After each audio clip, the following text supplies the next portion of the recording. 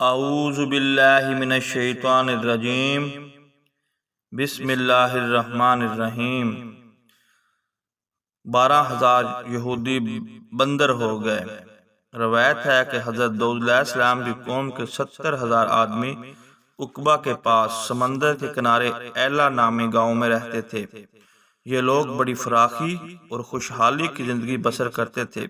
اللہ تعالیٰ نے ان لوگوں کا اس طرح امتحان لیا کہ ہفتے کے دن مچھلی کا شکار ان لوگوں پر حرام فرما دیا اور ہفتے کے باقی دنوں میں شکار حلال فرما دیا، مگر اس طرح ان لوگوں کو آزمائش میں مبتلا فرما دیا کہ ہفتے کے دن بے شمار مچھلیاں آتی تھی اور دوسرے دنوں میں نہیں آتی تھی۔ تو شیطان نے ان لوگوں کو یہ ہیلا بتا دیا کہ سمندر سے کچھ نالیاں نکال کر خشکی میں چند حوض بنا لو، اور جب ہفتے کے دن ان نالیوں کے ذریعے مچھلیاں حوض میں آ جائیں تو نالیے کا منہ بند کر دو۔ اس دن شکار نہ کرو بلکہ دوسرے دن آسانی کے ساتھ ان مچھلیوں کو پکڑ لو۔ ان لوگوں کو یہ شیطانی ہیلا بازی پسند آ گئی۔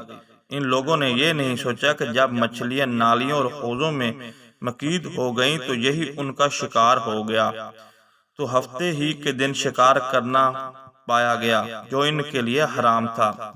اس موقع پر ان یہودیوں کے 3 گروہ تھے۔ کچھ لوگ ایسے تھے جو شکار کے اس شیطانی ہیلے سے منع کرتے اور ناراض اور بیزار ہو کر شکار سے باز رہے۔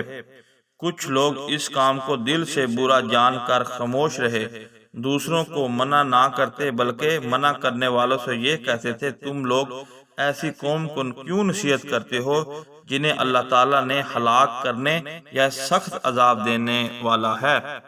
اور کچھ وہ نافرمان تھے جنہوں نے حکم خداوندی کی علانیہ مخالفت کی اور شیطان کی ہیلا بازی کو مان کر ہفتے کے دن شکار کر لیا، ان مچھلیوں کو کھایا اور بیچا بھی۔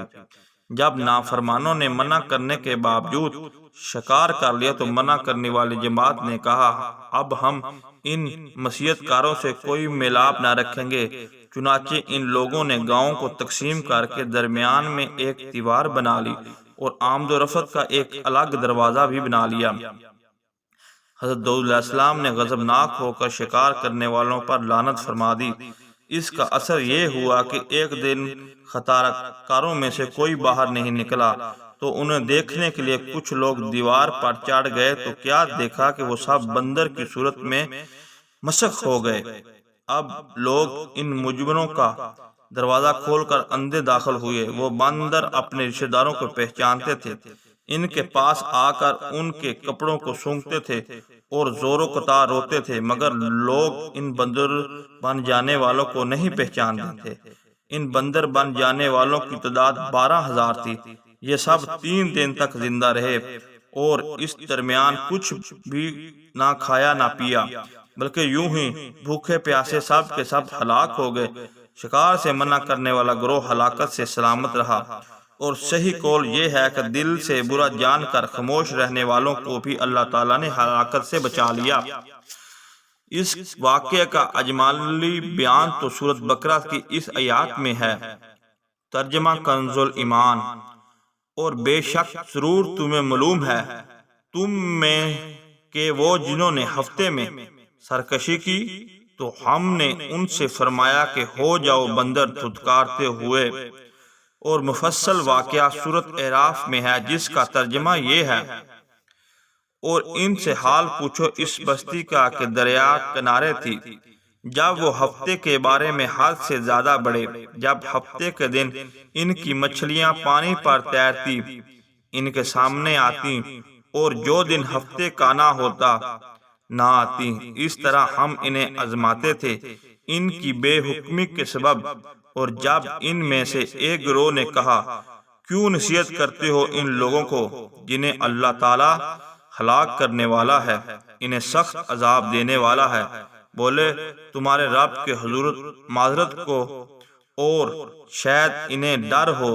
پھر جب وہ بھلا بیٹھے جو نصیحت انہیں ہوئی تھی، ہم نے بچا لیے وہ جو برائی سے منع کرتے تھے، اور ظالموں کو برے عذاب میں پکڑا، بدلہ ان کی نافرمانیوں کا۔ پھر جب انہوں نے مامنت کے حکم سے سرکشی کی، ہم نے ان سے فرمایا ہو جاؤ بندر دھتکارتے ہوئے۔ درس ہدایت معلوم ہوا شیطانی ہلا بازیوں میں پڑھ کر اللہ تعالیٰ کے احکام کی نافرمانیوں کا انجام کتنا برا اور کس قدر خطرناک ہوتا ہے، اور خدا کے نبی جن بد نصیبوں پر لعنت فرما دیں وہ کیسے ہولناک عذاب الہی میں گرفتار ہو کر دنیا سے نیست و نابود ہو کر عذاب نار میں گرفتار ہو جاتے ہیں اور دونوں جہاں میں ذلیل و رسوار ہو جاتے ہیں۔ اصحاب ایلہ کے اس دل ہلا دینے والے واقعے میں ہر مسلمان کے لیے بہت بڑی عبرتوں اور نصیحتوں کا سامان ہے۔ کاش اس واقعے سے مسلمانوں کے دلوں میں خوف خداوندی کی لہر پیدا ہو جائے اور وہ اللہ اور رسول عز و جل صلی اللہ علیہ وسلم کی نافرمانیوں کی پگ ڈنڈیوں میں سے پھٹکتے منہ موڑ کر صراط مستقیم کی صحرا پر چل پڑیں اور دونوں جہاں کی سربلندیوں سے سرفراز ہو کر اعزاز و اکرام کی سلطنت کے تاجدار بن جائیں۔